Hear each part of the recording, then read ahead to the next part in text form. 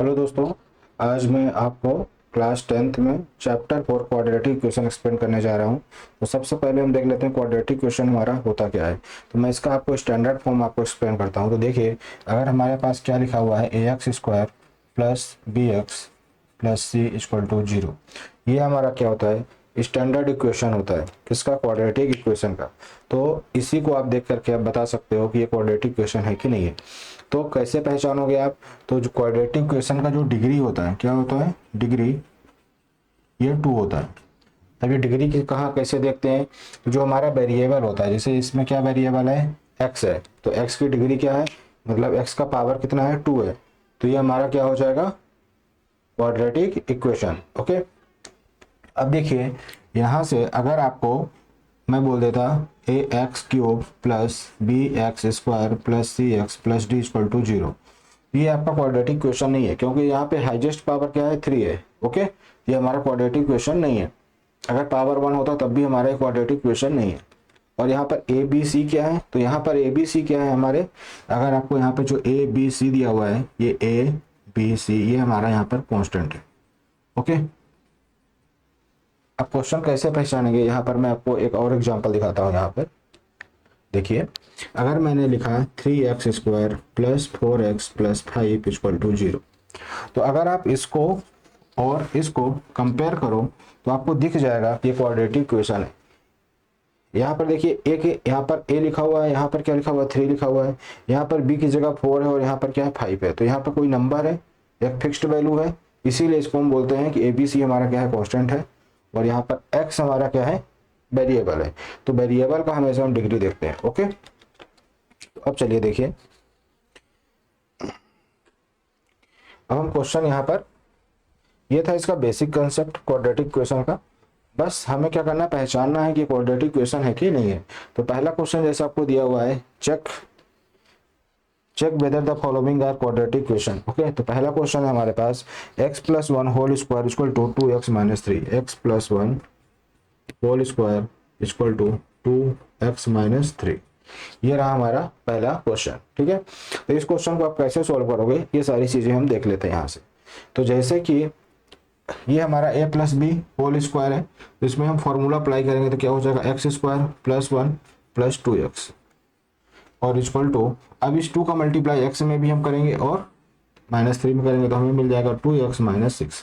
तो देखिए यहाँ पे फॉर्मूला कौन सा लग जाएगा, a plus b whole square equal to a square plus b square plus 2ab। यहाँ तक समझ में आ गया होगा आपको, है ना। इस फॉर्मूले की हेल्प से हमने यहाँ पर इसको ओपन किया है। ओके। अब जब इसको हम सॉल्व करेंगे तो देखिए क्या हो जाएगा, x square plus 1 plus 2x, अब इस पूरे नंबर को हम इधर लाएंगे तो क्या हो जाएगा, -2x plus 6 equal to zero. ये दोनों क्या हो जाएगा, कैंसिल हो जाएगा। तो यहाँ से मिलेगा हमारे पास X square plus 7 equal to zero. तो यहाँ पे देखिए इसकी डिग्री क्या है, इसकी डिग्री हाईएस्ट कितनी है, 2 है। तो हमारा ये क्या हो जाएगा, क्वाड्रेटिक इक्वेशन है ना। तो हम क्या लिख देंगे,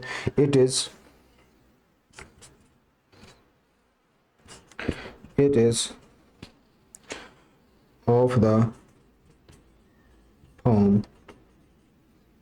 ax square plus bx plus c equal to 0, hence given equation is quadratic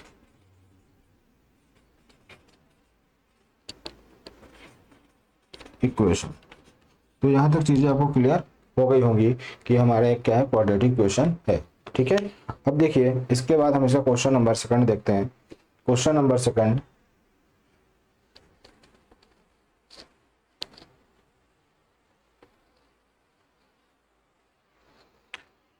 तो देखिए क्वेश्चन नंबर जो हमारा सेकंड है वो है x square minus 2x plus 1, sorry minus plus 1 नहीं है यहाँ पर, फिर है हमारे पास इक्वल टू -2 3 माइनस 6। अब यहाँ से देखिए, अब इस क्वेश्चन को आप पूरा सॉल्व करिए और देखिए कि ये हमारा स्टैंडर्ड इक्वेशन की फॉर्म में है कि नहीं है, इसकी डिग्री मतलब हाईएस्ट डिग्री 2 है कि नहीं है। अभी बोल दोगे आप कि सर यहाँ पे तो पहले से दिख रहा है। ठीक है, तो ऐसा नहीं है, ये कैंसिल भी तो हो सकता है। क्लियर है? तो इसको पूरा सॉल्व करके हम पहले चेक करते हैं, ठीक है, कि हमारे पास फाइनल कौन कौन सी टर्म्स आती है। ठीक है, तो देखिए यह क्या हो जाएगा हमारा यहाँ पे x square minus 2x equal to -2 का मल्टीप्लाई 3 से करेंगे तो हो जाएगा -6, और फिर इससे करेंगे तो हो जाएगा +2x। देखिए माइनस और माइनस का मल्टीप्लाई प्लस हो जाएगा, और 2 और x का 2x। अब देखिए जब इसको आप सॉल्व करोगे तो इस पूरे टर्म्स को हम इधर लाएंगे, तो जो माइनस में प्लस में हो जाएगा, जो माइनस प्लस में वो माइनस में हो जाएगा, तो यहाँ से हो जाएगा एक्स स्क्वायर माइनस 2x और +6 इक्वल टू 0। ओके, अब जब इसको हम सॉल्व करेंगे तो क्या मिलेगा हमें, x square minus 4x + 6 equal to 0।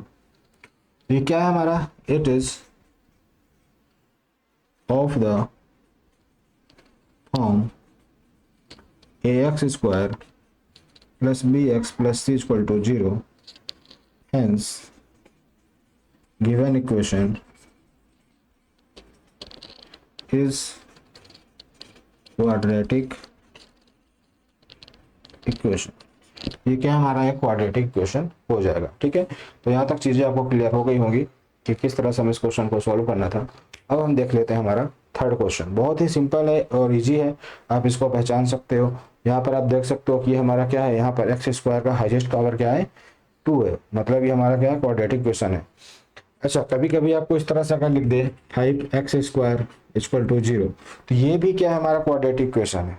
Okay, जैसे कि आप समझो अगर ये 5x² है तो आप इसको ये भी तो लिख सकते हो 0.x प्लस ये भी तो लिख सकते हो सकता है c 0 रहा हो, b भी 0 रहा हो, तो ये पूरा टर्म 0 हो गया। ठीक है, तो इस तरह से आपको इस क्वेश्चन को समझना था। ठीक है, तो चलिए, तो लेकिन अगर आपको क्या लिखा रहता है यहाँ पर, ये लिखा रहता कि 6x + 4 इक्वल टू 0। ठीक है, तो यहाँ पर एक चीज का ध्यान रखना है कि यहाँ पर जो ये है, ये 0.x², अगर 0.x² है तो ये कभी भी a 0 नहीं हो सकता। तो ये कंडीशन ये भी ध्यान रखना है कि a नेवर बी 0, है ना, तो a इक्वल टू नॉट 0। तो इस चीज को ध्यान रखना, जो आपका क्वाड्रेटिक इक्वेशन है उसमें b और c तो 0 हो सकते हैं लेकिन a 0 नहीं हो सकता है। ठीक है, अगर आपने a 0 कर दिया तो फिर वो पूरी टर्म ही क्या हो जाएगी, एलिमिनेट हो जाएगी। बात समझ में आ गई? तो अब देखिए, अब क्वेश्चन नंबर 3 देखिए, क्वेश्चन नंबर 3 हम समझ लेते हैं।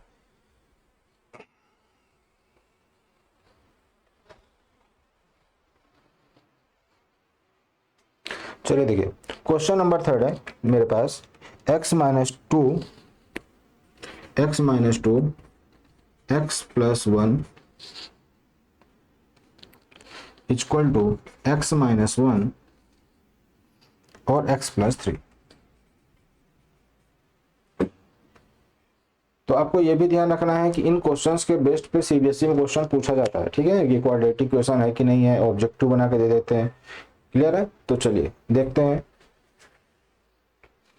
तो अब इसको कैसे ओपन करोगे, ये देखो, ये हमारा बाइनोमियल का बाइनोमियल से क्या है, मल्टीप्लाई है ना, डबल टर्म का डबल टर्म से मल्टीप्लाई। तो इसको कैसे करते हैं, अब हम इस x का मल्टीप्लाई x + 1 से करेंगे और -2 का मल्टीप्लाई x + 1 से करेंगे, तो x + 1 को हम 2 टाइम्स लिख लेंगे, x + 1 और फिर -2 x + 1।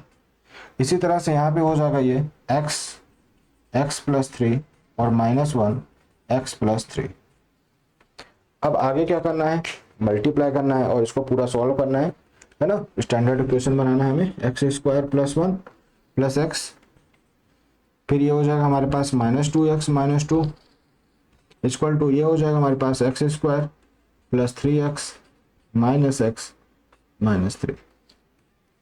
हमने क्या किया यहाँ पर, इस x का मल्टीप्लाई इससे किया तो x और x का मल्टीप्लाई क्या हो जाएगा, x²। ठीक है, अगर आपको समझ में नहीं आ रहा तो यहाँ समझ लो, x⁴ होता मल्टीप्लाई x⁴, तो बेस सेम होता तो पावर क्या हो जाती, 8 हो जाती है। 1 + 1 कितना हो गया, 2 हो गया। फिर x का मल्टीप्लाई 1 से करेंगे, x.1 कितना हो जाएगा, x आ जाएगा। -2 का x से करेंगे तो -2x। अच्छा, इस माइनस साइन का भी इन दोनों में मल्टीप्लाई होगा, है ना, तो माइनस और प्लस का मल्टीप्लाई क्या हो जाएगा, -2। ओके, सिमिलरली यहाँ पर हमने ऐसे सेम किया, यहाँ पर क्या है, अच्छा अगर इन दोनों के बीच में आपको कोई साइन ना दिखे तो समझ लेना यहाँ पे क्या है, डॉट है, डॉट का यहाँ पे क्या हो जाएगा, मल्टीप्लिकेशन हो जाएगा, ठीक है।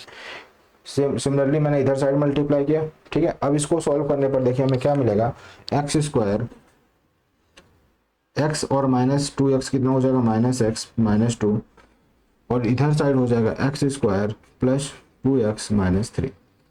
अब जैसे आप इसको सॉल्व करोगे क्या मिलेगा आपको, x square minus x minus two, ये हो जाएगा minus x square minus two x plus three equal to zero. ये दोनों देखो ये कैंसिल हो जाएगा, यहाँ से एक्स स्क्वायर से एक्स स्क्वायर क्या हो जाएगा, कैंसिल हो जाएगा, चूंकि ये प्लस में है और ये माइनस में है।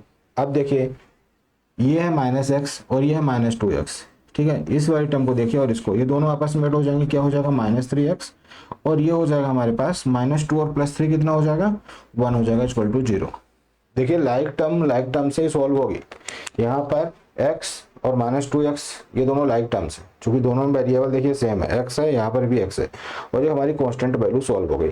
तो देखिए इसकी डिग्री कितनी है, इसकी डिग्री 1 है, यहाँ पर एक्स स्क्वायर नहीं है ना, और a हमारा 0 हो नहीं सकता है, तो मतलब ये हमारा क्या है, लीनियर इक्वेशन है ना कि क्वाड्रेटिक इक्वेशन है। तो अब हम क्या लिख लेंगे यहाँ पर, so it is not of ax square of form ax square plus bx plus c equal to 0, hence given equation is not quadratic equation। तो इस तरह से हमें क्वेश्चंस को क्या करना था, सॉल्व करना था। होप सो आपको ये सारी चीज़ें क्लियर हो गई होंगी कि किस तरह से हमें क्वाड्रेटिक इक्वेशन को आइडेंटिफाई करना है था।